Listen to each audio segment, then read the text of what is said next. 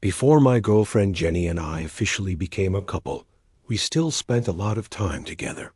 We both loved snowboarding, and her family owned a small cabin-style house in Vermont that was not far from Stowe Mountain Resort. At that point, we had probably hung out around 10 times. One weekend she invited me to go there with her so we could snowboard together for the first time. The drive took about 5 hours. As we got closer to the cabin, we ended up driving for nearly 30 minutes along this extremely winding and isolated road. Every once in a while, we would pass a driveway that disappeared into thick walls of trees. We were deep in the mountains by that point. Seeing another vehicle on the road felt rare. It honestly felt like we were the only people anywhere nearby. Many of the driveways had no tire tracks in the snow at all, which made it look like nobody had visited those houses recently. Jenny explained that most of the homes in that area belonged to people who lived out of state, just like her family did. I was driving about 30 when she suddenly told me to slow down because we were almost there. I tapped the brakes, and a narrow opening between the trees appeared that I probably would have missed if she had not said anything. We turned onto a thin snowy path and switched the car into 4-wheel drive. The trail led to a small house that was almost buried under snow. It looked incredibly warm and inviting. After parking the car, we immediately went inside and turned on the heat. We carried our bags in and set everything down. Since it was already getting dark outside, we decided to stay in for the night. We cooked some of the food we had brought with us and watched a movie. The movie was The Pursuit of Happiness. The cabin had electricity and heat, but it did not have running water. Her family kept large jugs of water there for things like washing hands and cleaning dishes. The only inconvenience was that there was no toilet inside. Instead, we had to use a small outhouse outside. That night, I only needed to pee, so I just stepped onto the front deck and went into the snow. Snow kept falling throughout the night. At some point during the second movie we put on, we both ended up falling asleep. Our alarms woke us up early the next morning because we wanted to get to the mountain for fresh snow. While getting ready to leave for the ski resort, I realized I needed to use the outhouse. I ran outside wearing just my regular shoes and quickly felt my feet starting to freeze in the snow. As I walked toward the outhouse, I noticed something strange. There were footprints in the snow. They looked fairly large, though I could not tell whether they came from boots or from some kind of animal. The tracks circled around the house and then disappeared into the woods. I called Jenny outside to look. She examined the tracks and guessed it was probably a black bear, since they were common in that area. After that, I finished using the outhouse, and we headed to the ski resort. We spent about 8 hours on the mountain snowboarding. After we finished, we stopped at a diner for dinner before returning to the cabin. By the time we got back, it was completely dark and snow was falling again. We started a fire, turned the heat up, and played some music. We had a few drinks and relaxed. Eventually, I had to go to the bathroom again. Since I needed to put my boots on anyway, I decided I might as well go to the outhouse instead of using the deck. I hurried through the snowstorm and stepped inside the outhouse, quickly shutting the door to keep the wind and snow from blowing in. The music from inside the house was loud enough that I could hear it outside. But then, over the sound of the music, I heard something else. There was a clear crunch of footsteps moving through the snow right past the outhouse. "Jenny," I called out. There was no response. The footsteps kept moving away. I had brought my phone with me, so I sent her a text asking if she was outside. Because the cell reception up there was terrible, the message did not send right away. A few minutes passed while I stayed inside the outhouse. Just as I was finishing up, the music inside the cabin suddenly stopped. Everything went silent except for the faint sound of snow falling. When I stepped out of the outhouse, I realized the entire area was completely dark. The lights inside the cabin were off. At first, I assumed the power must have gone out. I turned on my phone flashlight and noticed a fresh set of footprints in the snow heading toward the cabin. I followed them to the front door. The tracks seemed to stop there, then continue along the side of the house. I knocked loudly on the door and shouted Jenny's name. Suddenly, the door flew open, and an arm grabbed me and pulled me inside. Jenny slammed the door shut and locked it immediately. She whispered that someone had tried to open the door right after I went outside. Because she was alone, she had locked it immediately. When she saw that the person standing outside was not me, she turned off the power and hid in the corner of the living room. From there she watched as a stranger slowly walked past the living room window, peering inside. Only a couple minutes later, I had arrived at the door. Jenny then told me about a hidden cellar in the floor, where her father kept a couple rifles and a shotgun. Feeling around in the darkness, I found the handle and lifted the hatch. Using my phone light, I climbed down the small ladder and grabbed one of the guns hanging on the wall. We sat together on the couch in total darkness, too afraid to turn the lights back on because we did not want whoever was outside to see us. The nearest neighbors were far away. Jenny was certain it could not have been any of them anyway, and most of those homes were probably empty at that time of year. For a while, the only thing we could hear was the soft sound of snow falling outside. Then the footsteps returned. The crunch of someone walking through the snow came from outside the cabin again. I grabbed the loaded gun, walked to the front door, opened it, and fired 3 shots into the air while yelling as loudly as I could. The footsteps disappeared immediately. I assume whoever was out there ran away. The sound of the gunshots echoing through the mountains probably covered the noise of them running off. The next morning we spoke with her father, and he told us it would be best if we left for now. There was nothing valuable in the cabin that he was worried about being stolen. So we packed up and drove away the following day. At least we had managed to enjoy a full day of snowboarding. Still, that terrifying night in the mountains was an experience neither of us will ever forget. I live in England, and anyone else who lives here might remember how heavily it snowed during the winter of 2018. I used to absolutely love the snow, but after what happened that year, I cannot enjoy it the way I once did. My immediate family had plans to visit some extended relatives in Cornwall for the weekend. I really did not want to go. I have never gotten along very well with those relatives and would have much rather stayed at home, so I pretended that I was feeling sick. Honestly, I did not expect the excuse to work, but it did. They went on the trip without me and left me at home to look after the house, which I was perfectly fine with. For context, I was 16 at the time, so it was not as irresponsible as it might sound. Saturday turned out to be pretty great. I spent most of the day on my computer watching Netflix and playing games, and I even went outside for a bit to play in the snow with my dog. She absolutely loves the snow more than anything. Later that evening, I was finishing a mission on Call of Duty World War II when I started to feel hungry. The house had plenty of food, but most of it needed proper cooking, and I did not feel like putting in the effort. I decided it would be easier to walk to the fish and chip shop in the village. By then it was starting to get dark outside, and the snow had stopped falling, although it had already built up quite deeply. I grabbed a 10-pound note and shoved it into my pocket, pulled on a coat, and headed out the door. The path I usually take leads down a narrow tree-lined snicket with a few street lamps, lighting the way before it opens up near the main road where the chippy is. By the time I got there, it was fully dark. I ordered some chips and a battered sausage and then started the walk back home. I was about halfway through the snicket, holding my food, when I heard something.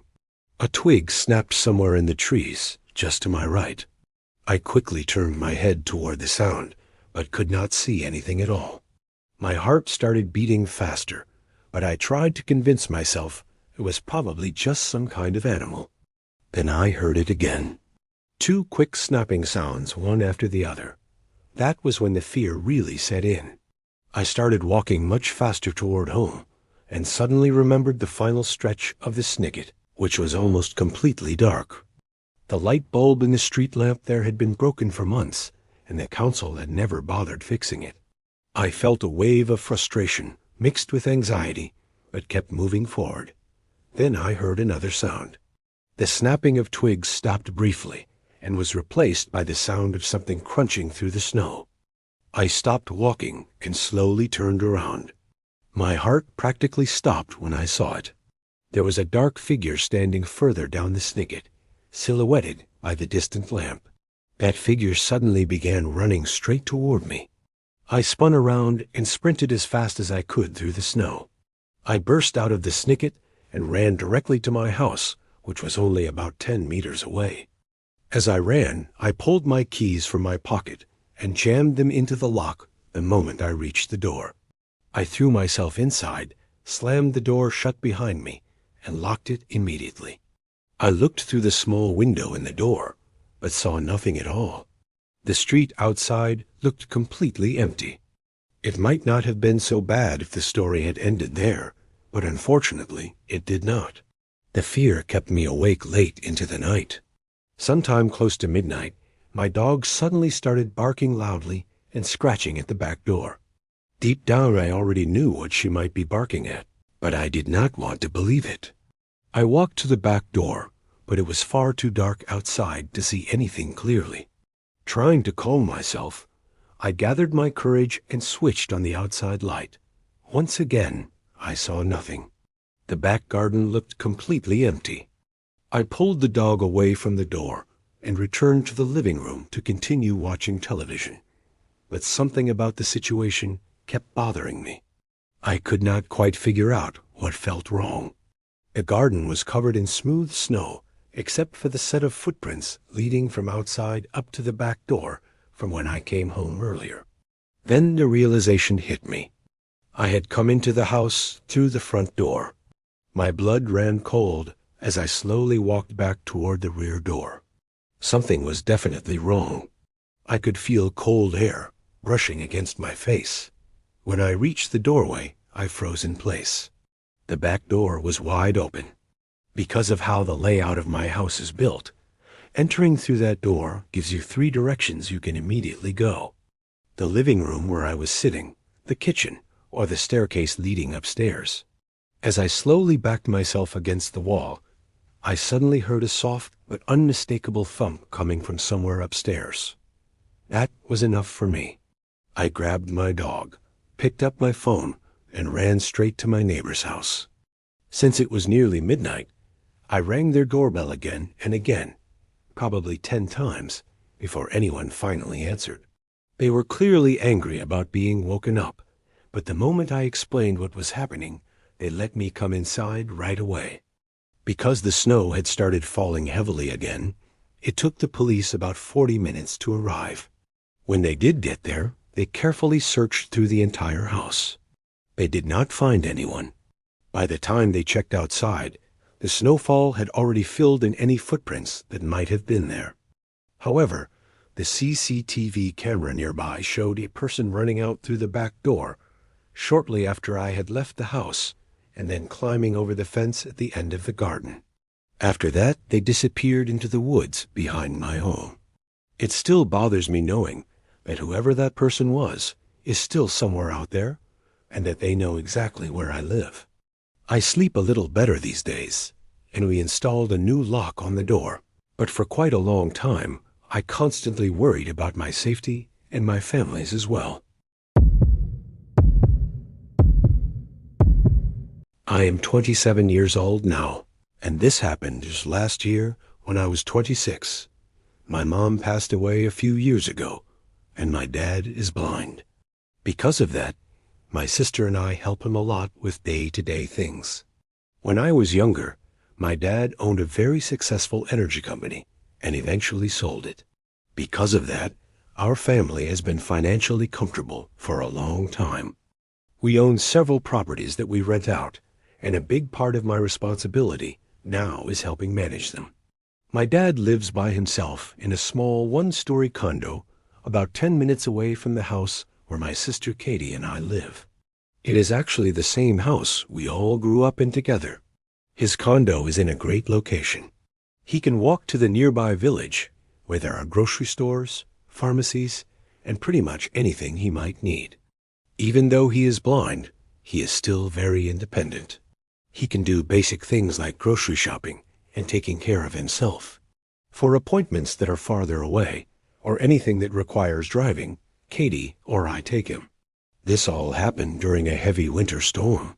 Katie was spending the evening at her boyfriend's place, which was about 30 minutes away, so I was home by myself.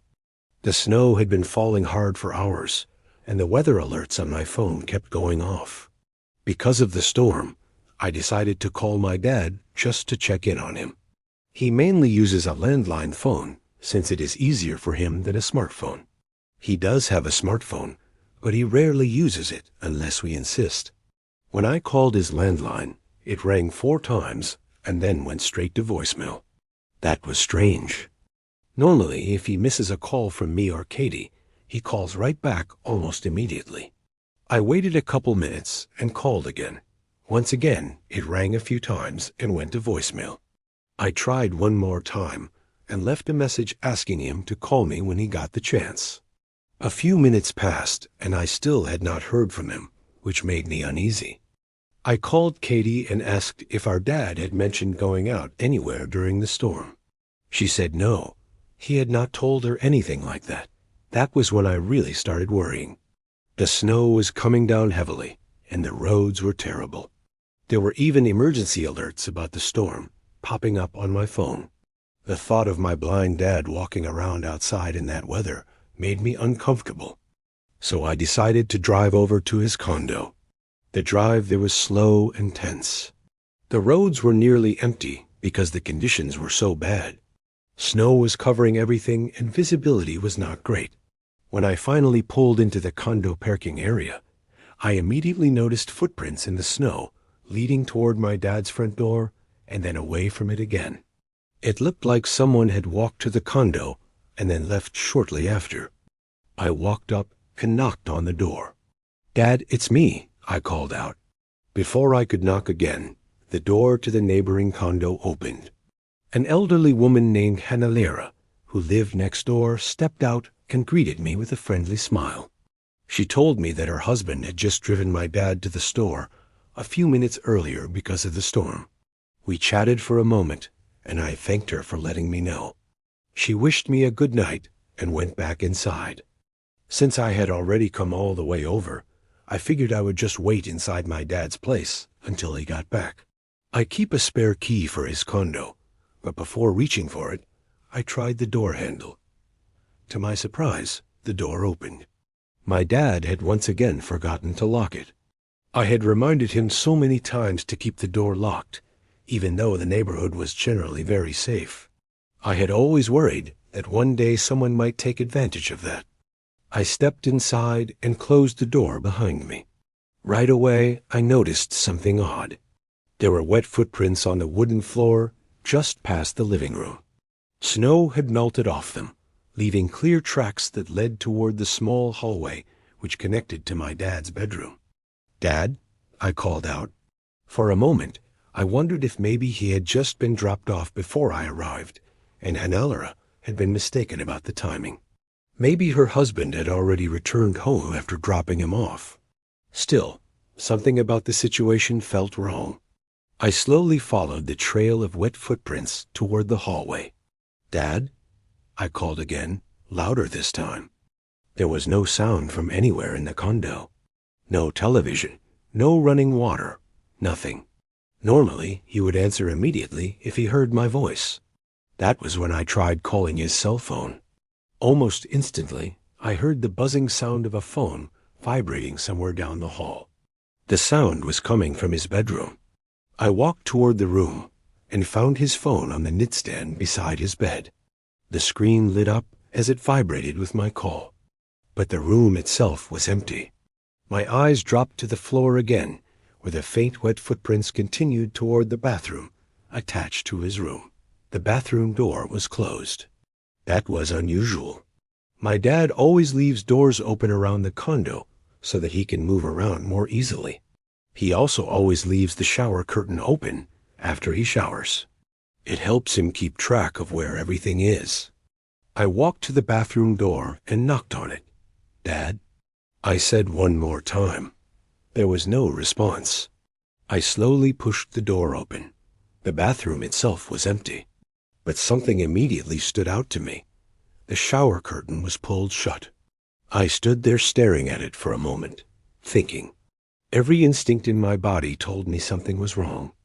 Instead of pulling the curtain open, I quietly stepped back out of the bathroom. I walked down the hallway, returned to the front of the condo, stepped outside, and called 911. Then I waited near the front door, which was the only way in or out of the condo. Despite the terrible weather, the police arrived surprisingly quickly. I explained what I had seen and what made me suspicious. Together, we went back inside. We walked straight down the hallway into my dad's bedroom. There, sitting calmly on the edge of the bed, was a man with his hands raised in the air. It was almost as if he had been expecting us and had simply decided to wait. About 10 minutes later, my dad returned home after finishing his trip to the store with Hannah-Laura's husband. He arrived just in time to hear what had happened. The police checked the man's identification and discovered he actually lived only a few units away in the same condo complex. That meant he had likely been watching my dad and his routine for some time. He must have known my dad was blind and had been waiting for the right opportunity to break in and rob him. For the first time in my life, the phrase "rob someone blind" felt disturbingly literal.